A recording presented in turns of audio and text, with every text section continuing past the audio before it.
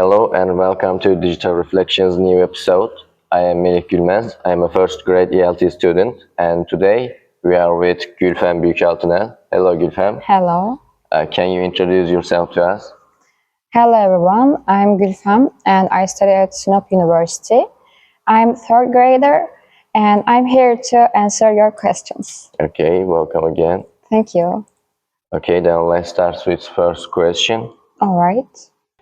Gülfem, which course makes students support and help each other the most? I can say like the micro teaching classes. We take these classes in third grade, and in these micro teachings we make some lesson plans with our friends and with our groups. These lesson plans show you the group an activity of group because you need to prepare a plan for your lessons and for your students. In these lesson plans, when you confront with any hardship, you can ask your friends, your teachers, what can I do, what can you suggest me for this lesson plan, or I'm having any trouble. I'm having some trouble and I cannot find anything to do. That's when you face with these hardships, most of the friends of yours will help you to do these lesson plans in a good way and in a perfect way. That's why the teaching classes you take in third grade will the most beneficial ones in your ELT studies. Okay, thanks for your answer. And what's your survival tip for students taking their first methodology courses? Actually, methodology courses were really hard at first because we couldn't know what we were going to do in approaches as they were so abstract for us, and some of the methods were so old, they were not up to date. That's why if someone who finds the approaches new, they can search the methodologies after their lessons and they can create some plans for themselves, like after searching the methodologies, they can create scenarios to grasp what is going on, and this way will help them most to understand methodologies. Okay, thank you. Gülfem, which ELT course do you find the most difficult and why? Although this is not related with English teaching, it was research methodologies in education for me because it was very different space for us because we were just learning teaching and how to teach language. Then all of a sudden we stuck with the researchers and the methods of the research. That's why I was so tired of learning what is the ways of research. But after a semester, I handled it. And right now I can say that if someone like works hard in that lesson, like in a detailed way, it can be handled in a good way, in a successful way. Well, our lessons is not that much hard actually, and I thought it will be like that for 4 years, but I hope I can handle the lessons. Yeah, you will handle it. Thank you. What kind of assignments are the most challenging for you? As an ELT department student, we always take assignments for each lesson. That's why I can't say which was really the hard one. But at first, like in first grade, writing assignments or writing essays were hard for me because we were so new at this. That's why I could say the writing ones were really hard because there were so many views, like contrast essay, opinion essay, and for a new starter, for that point, it was really hard. But of course, right now we handled all of the writing situations. That's why I'm okay right now with all the assignments. Did you take the prep class? Yeah, Okay. I took. Okay. And how do you handle the workload when several courses are demanding at once? It's a basic situation for our department, but I need to detail everything for our lessons. Like if I have 3 assignments for a week, I need to try them, like do each day 1 assignment.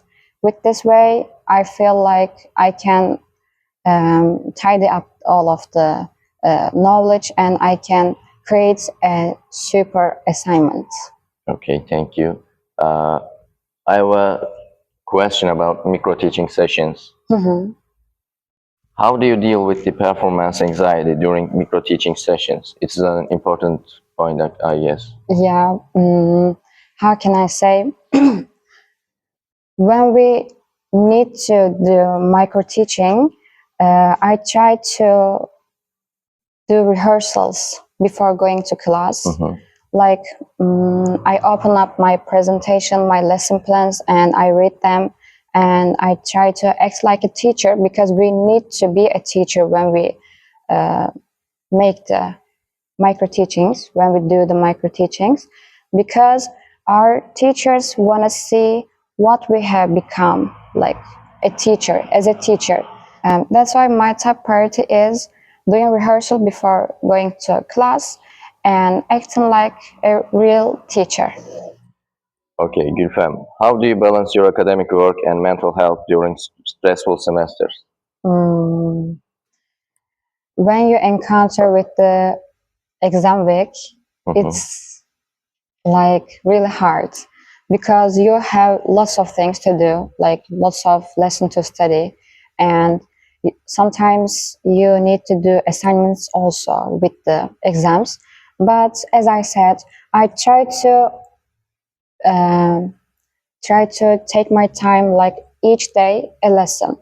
If I can handle a lesson in a day, I can handle all of the lessons in a week. That's my opinion. That's why I try to be organized and try to study like not too much, but in an organized way. Okay, thank you. Well, my friend says from other grades, theory-heavy courses are very hard for them. What are you thinking? How do you motivate yourself to study for theory-heavy courses? Actually, theory is really hard at first because you don't have a background about them, and there were so many like thinkers, so many people, and they have like contrast issues. That's why at first, when you when you learn something new, you need to research about it. Because if you learn what's the core in that theory, you can understand the overall meaning of it. Okay, thank you. That was important for me also. Yeah. Which ELT course made you feel most like a real teacher? Like again, in our 3rd grade, like I said, we do some micro teachings. In that teachings, you need to be a teacher, as I said. That's why I feel like a teacher in that times. But of course, we are not still a teacher. We are like experiencing the little of it. That's why micro teachings are really important to feel the real teacher identity. Okay, thank you. Well, in my classes, we do some presentations to my friends, and it's exciting for me actually because I'm new. It's my 1st grade, and when I do a presentation, I feel like a teacher even now, and I am wondering how will be. When you do micro teachings, I guess, yeah. Actually, the presentations, the first step of doing micro teachings. That's why you really have a chance to take care of it. Okay, thank you. Well, which course Which course improved your confidence in teaching the most? I can say second language acquisition for this question, because in that lesson we learned some perspectives like behaviorists, innatists, and interactionists ones. In these concepts, you need to learn what has suggested you to acquire a language, because English is not our first language, it's our L2 language, which is target language. That's why when I teach the language, how can I teach? This is the most valuable question for me. And in which concept I can take benefit from? This is the another question for me.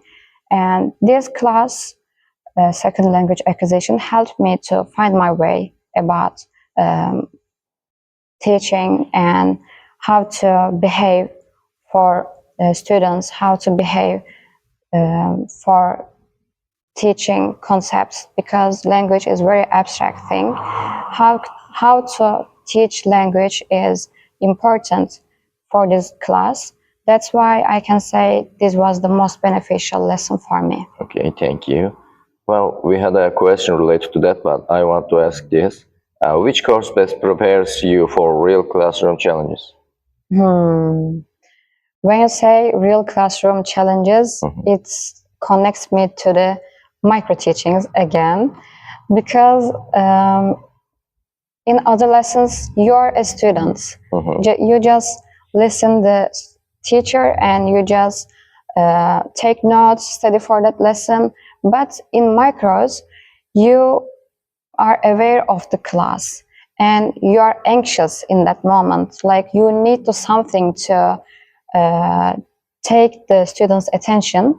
That's why micros are the most helpers when you try to be a teacher.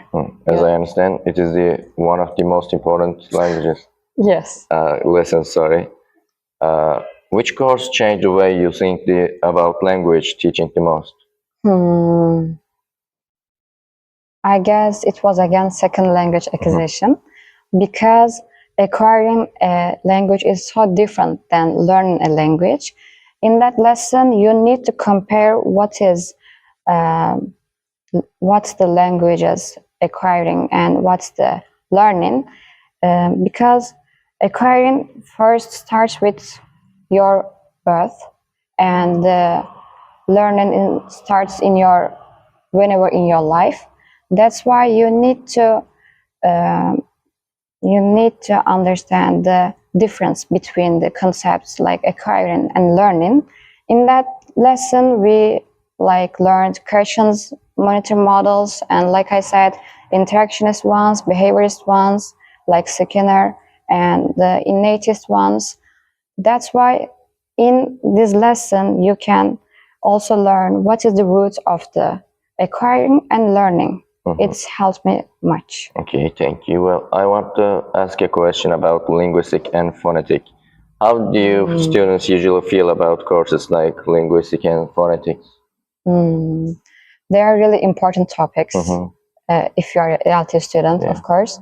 And phonetics is the most important when you talk. Like, you need to practice the pronunciation, because we have a different oral system as we are speaking Turkish, but English alphabet is so different from us.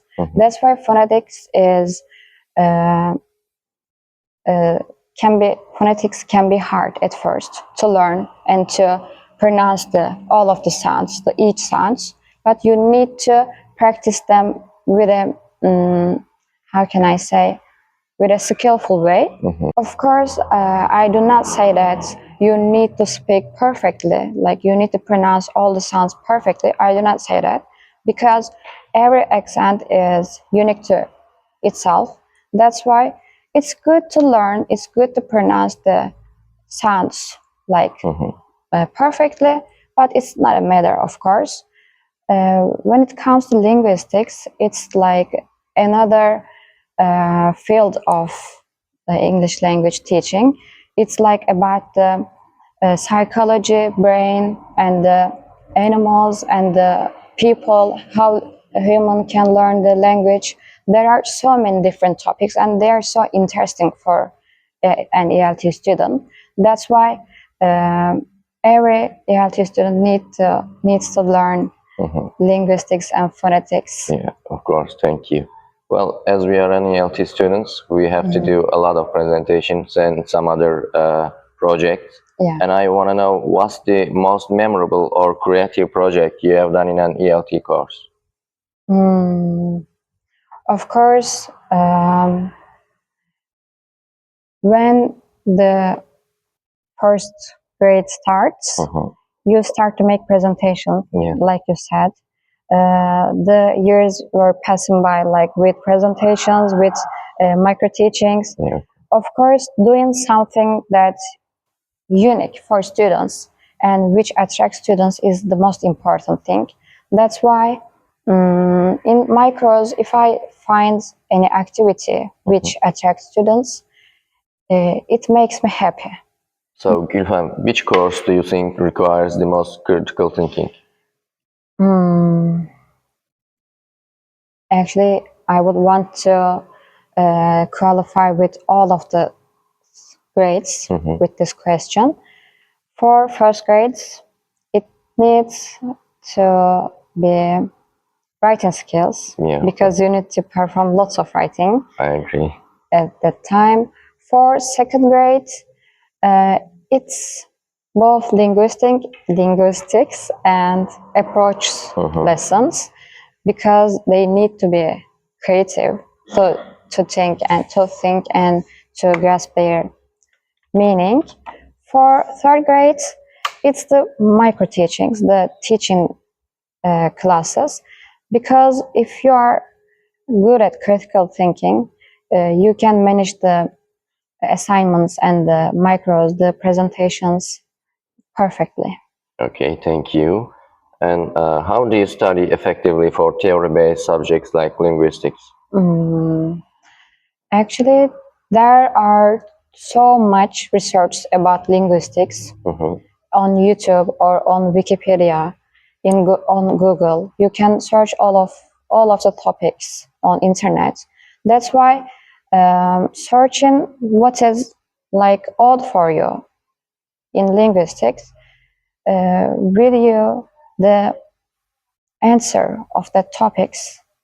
Researching is more important thing for linguistics, because if you try to learn this like just reading or just taking the class, you can't manage the topics. That's why always someone need to research what's given. Thank you, Gülfem, for your answers. Thank you for your questions and having me in this program. It was the end of our Digital Reflections third episode. Thanks for listening to us. See you next week.